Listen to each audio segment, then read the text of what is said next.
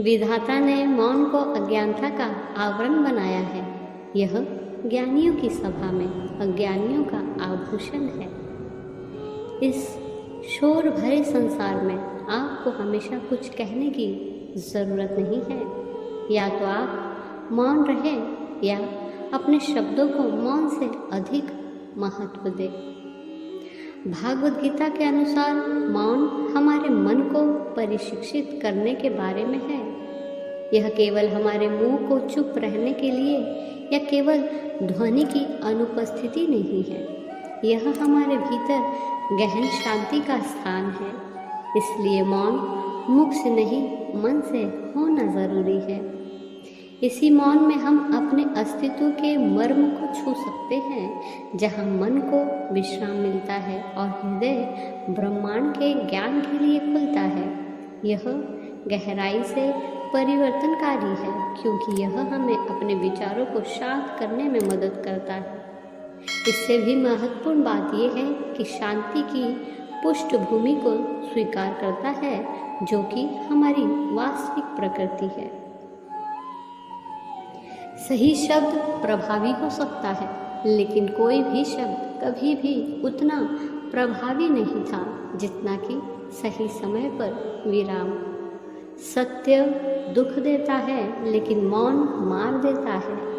ऐसा नहीं है कि बुद्धिमान व्यक्ति बोलना नहीं जानते, वह चुप रहता है क्योंकि वह जानते हैं कि उन्हें कहाँ बोलना है। मौन खाली नहीं है, यह उत्तरों से भरा है, क्योंकि मौन आपके विचार से बहुत अधिक कहता है। इसलिए कभी कभी मौन सर्वश्रेष्ठ उत्तर होता है, क्योंकि हर कोई आपकी प्रतिक्रिया के योग्य नहीं होता।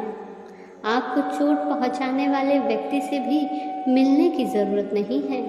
आपको उन लोगों का अपमान करने की आवश्यकता नहीं है जिन्होंने आपका अपमान किया है। जब नकारात्मक बात आती है, तब सभी लोग आपके ध्यान के योग्य नहीं होते। अक्सर असहज स्थितियों से निपटने का सबसे सही तरीका है बिल्कुल भी प्रतिक्रिया न देना। उन सभी चीज़ों पर प्रतिक्रिया न करके जो आपको परेशान करती है, आप एक महान स्तर की बुद्धि और परिपक्वता दिखाते हैं। आपकी ऊर्जा इतनी कीमती है कि आप उन सभी चीज़ों पर प्रतिक्रिया करने में खर्च नहीं कर सकते जो आपको परेशान करती है। आप केवल अपनी सकारात्मकता को समाप्त कर देंगे, जो आपको वहाँ की सभी सुंदरता और अच्छाई को देखने से रोक देगी। सभी लोग आपको पसंद नहीं करेंगे, लेकिन यह ठीक है।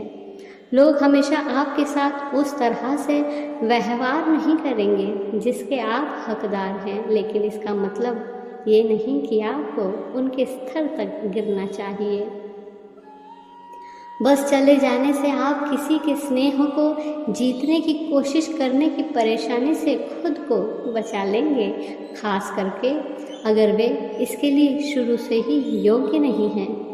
दूसरों के उकसावे पर प्रतिक्रिया करके आप उन्हें अपने ऊपर रौंदने के लिए हरी पत्ती दे रहे हैं। इसलिए अन्य लोगों को नियंत्रित करने की कोशिश करने के बजाय अपने आप को, अपने विचारों और अपने कार्यों को नियंत्रित करने का प्रयास करें, क्योंकि मौन आत्म जागरूकता का एक पोर्टल है।